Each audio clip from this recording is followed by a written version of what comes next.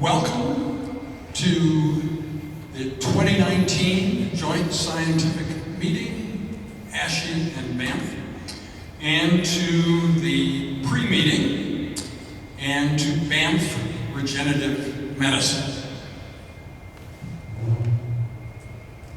Okay, to start off, Dr. Solez is by way of introduction, the founder of the Banff Classification and chair of Banff Foundation for Allograft Pathology, who organises the biennial Banff meetings. Dr. Solez has envisaged a new discipline of tissue engineering pathology, an important involvement of regenerative medicine, digital pathology, artificial intelligence, and the future of transplantation. And he's going to start us off with a discussion about regenerative medicine. Okay, I've entitled this Regenerative Medicine Introduction and Overview, Make No Small Plans. We have been in this area in the Banff meetings since 2011. So it's 8 years, and I think it's time that we can, first of all, define what we're talking about and also try to have large-scale plans and effects. So regenerative medicine, you can define the field of the health sciences that aims to regenerate, repair, replace functionally impaired tissues and organs in order to restore function. That's the definition of Giuseppe Orlando, who's a quite well-known published author in this area.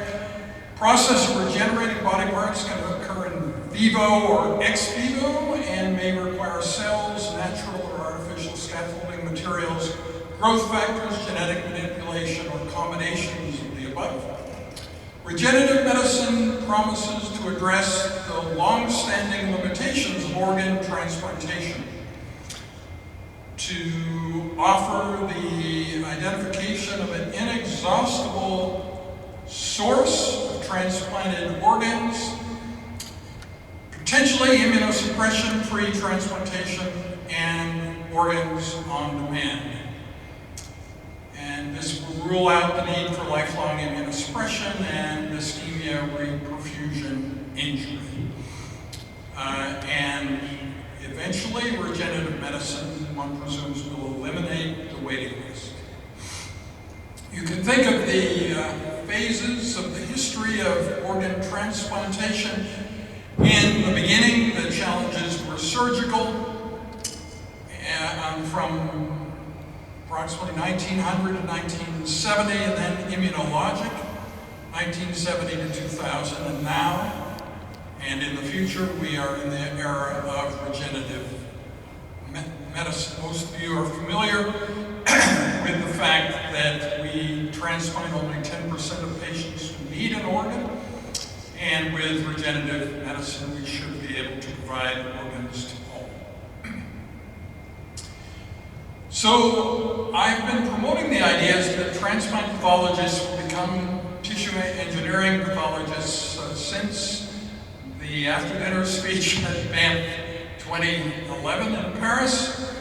It's been a strong theme of the Canadian Society of Transplantation meetings. They met jointly with the Cell Therapy Regenerative Medicine Society in Halifax in 2017. There have been more and more joint meetings. The Canadian Transplant Summit includes many organizations, but it includes regenerative medicine. And in 2021, Giuseppe Orlando and I plan in our capacity as the chairs the Transplant Regenerative Medicine Community of Practice in the American Society of Transplantation to have the first World Congress on Regenerative and Transplant Medicine.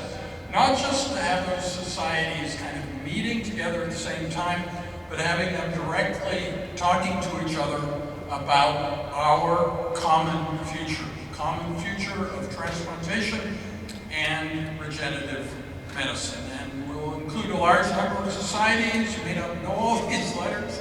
AST, ESOT, Transplant AST, it's the Asian Society, TTS, IPTA, IXS, ISBCA, CMTRS, Termis, ISCT, and ISSCR. So tentatively, the meeting would be in April 2021, and we're currently in discussion with the organizations that I just listed. And we will be discussing at that 2021 meeting the common future that we all have that will depend upon regenerative medicine in the future. We're currently identifying the lead organizations. I think that's quite important to not have the governance random, but to have it agreed upon and with a structure that works. In 2021, the Banff meeting will be in Banff at the Banff Center, October 4th to the 7th, and it will be live streamed. And our 2021 meeting then could sustain the momentum that this First World Congress in April creates. This is the idea of the tail not wagging the dog. If we pick a small organization that says, yeah, I'll run the whole thing, and then we may not find that it works all that well. So we're currently working with the larger organizations amongst those that I listed to try to figure out who will be the lead organization in that enterprise. And in terms of the responsibility within individual organs, as identified at the 2017 meeting in Barcelona, it is our intention that every organ system in the Banff meetings and consensus process will be engaged in planning the regenerative medicine future, and that there will be a new Banff classification of tissue engineering pathology. Initially, this will overlap with the existing Banff classification, and then in the long run will be much more important and long-lasting. And it may be easier for our newest partner, the GI pathologists, the people doing intestine transplantation, to develop enthusiasm for regenerative medicine, because they look at stem cells in crypts every day, and the epithelium in the GI tract renews itself every 4 to 5 days. In other organs, the activities and niches where the stem cells are much more nuanced and not quite so obvious. So in this picture of the intestinal epithelium, the red cells here are the stem cells that renew the epithelium every 4 to 5 days. Now, you can think about the world that we're in today, for instance, in kidney medicine, where a lot of the understandings of cell types and lab methods are more or less the same as what we've had for a long time. And then you can think of the immense promise that single-cell transcriptomics has of re-identifying who the cellular players are in every story we tell about what's going on in health and disease in every organ, and increasing the number of classified cell types, doubling or more the number of players. So if you think about how this has gone so far, for instance, in human dendritic cells, so single-cell transcriptomics double the subtypes. We had predicted that in the kidney, the traditional understanding was that there were 26 cell types and that we will get to 52. And as you may know, in the GI tract, the original understanding was that there were 14 cell types, and the latest papers show 51. So there's a very substantial increase in the number of cellular players. Whole slide imaging, which is the subject of the second half of this pre-meeting, digital pathology does overlap with regenerative medicine. It sort of works in combination with it. It allows you to use the skills of computational biologists. It's all about the numbers here. And the computer-assisted diagnosis, you can imagine a future where computers will write preliminary reports before the human pathologists have even seen the slides. And massive multi-factor analysis using both donor and recipient history. Regenerative medicine is all about getting the right cells in the right places. Human cell, single-cell transcriptomics, Human Cell Atlas identifies who the cellular players are in the drama unfolding in the transplanted and tissue engineering organs.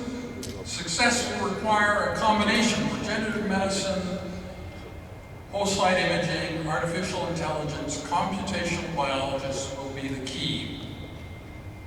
If you think of what we've accomplished thus far, I'm very proud of what we've accomplished thus far, but it is limited because it's human consensus based. It's not based on the biology of the processes themselves. And you can imagine that in the future, biology will tell its own story and will give us much better classifications and improved diagnostics.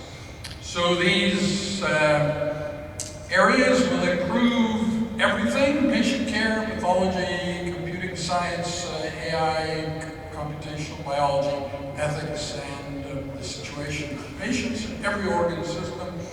Every aspect of medical and healthcare spheres will be affected by regenerative medicine and AI. Each year, Banff will be more and more about regenerative medicine and AI.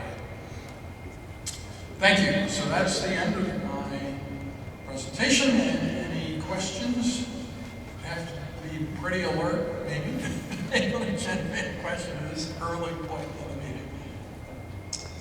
Excellent talk, Dr. Solez. I have a quick...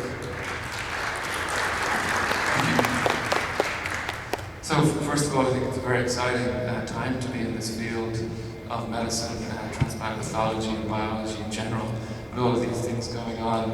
And hopefully they'll all converge for us to have a better understanding of what we're doing in transplantation, which, as you know, is a very complex and difficult area to deliver to the patient. Do you envisage any bottlenecks along the road in the next few years as to how we might get all these data types and systems and methodologies together to become clinically useful? I guess I look upon it another way. We're facing a hybrid future. If you say, well, what is going to determine the rate at which we accelerate toward that future? It's really everything. It's conventional factors like organ procurement, and so nothing we've known about in the past is irrelevant. Tolerance is not irrelevant,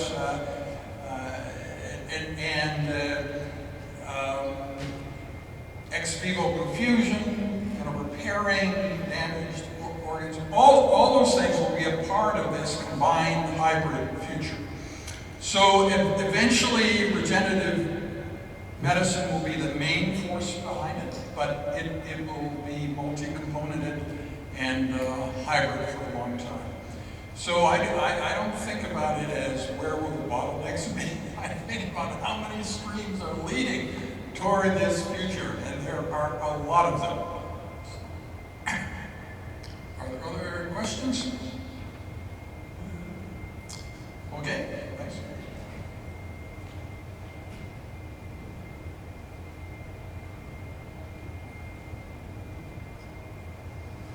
Okay, our next speaker is Joshua Gerschlag. He's from Mass General Hospital. He's a postdoctoral research fellow who works at the OT lab at Mass General in Harvard Medical School. And he's going to be talking to us about the OT lab's efforts in organ engineering of the heart and lung.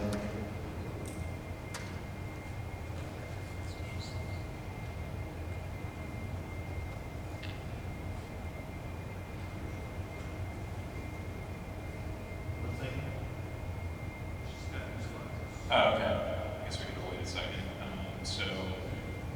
So I'm Joshua Gerschlag. I'm a research fellow at Mass General in Harvard Med, working in the OT lab.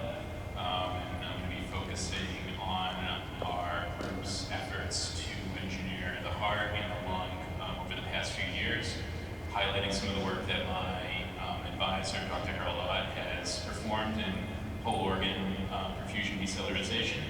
And then eventually leading towards kind of where our group is taking some of the work and how we're trying to